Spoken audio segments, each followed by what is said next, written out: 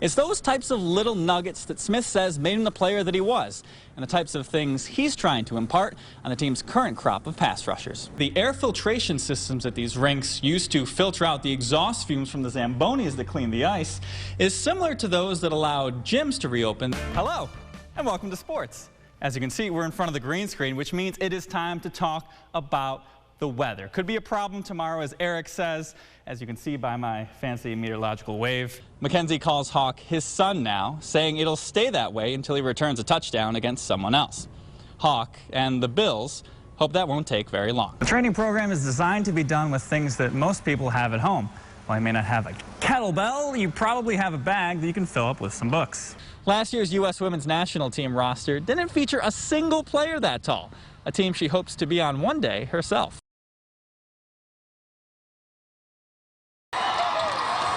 It was a long time waiting for Eastridge to win another basketball sectional title, 56 years to be exact. But a different wait was even tougher for senior guard Jalen Young. He started suffering seizures this past summer and was diagnosed with epilepsy.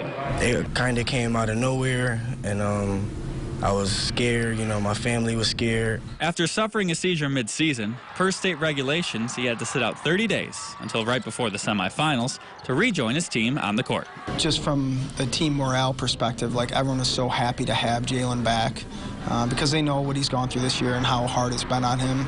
So just to see him, be on the court with his friends, competing and playing basketball, a sport he loves, was great for the team. This isn't the only hardship Young has had to overcome in his life. 6 years ago, his older sister died at the age of 18 from an asthma attack, and he's been playing in her memory ever since. I would use her as my motivation to keep going and keep going.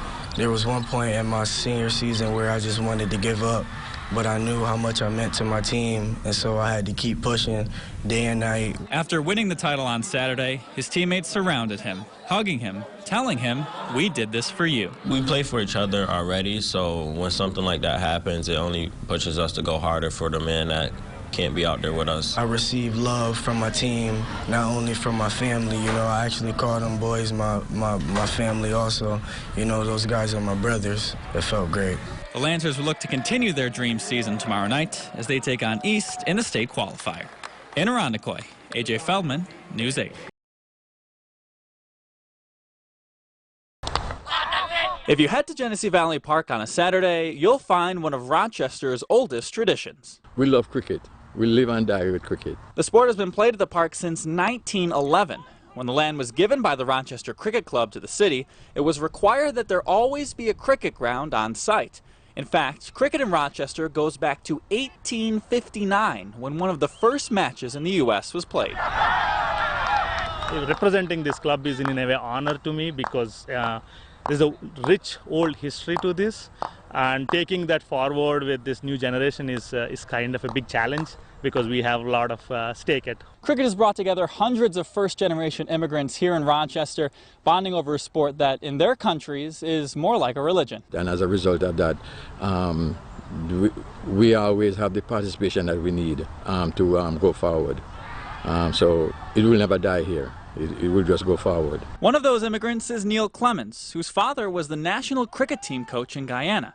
Clements actually moved from Buffalo to Rochester in part because of the city's rich cricket history. In Rochester, we have a couple people that could be on a national level easily. Once you sign up, you're in. It's the brotherhood of it. You just here, you enjoy it, and you get to play a sport that you never thought would be here. There are 4 cricket teams in Rochester, with the Rochester Cricket Club winning this year's championship. Reporting for News 8, I'm AJ Feldman.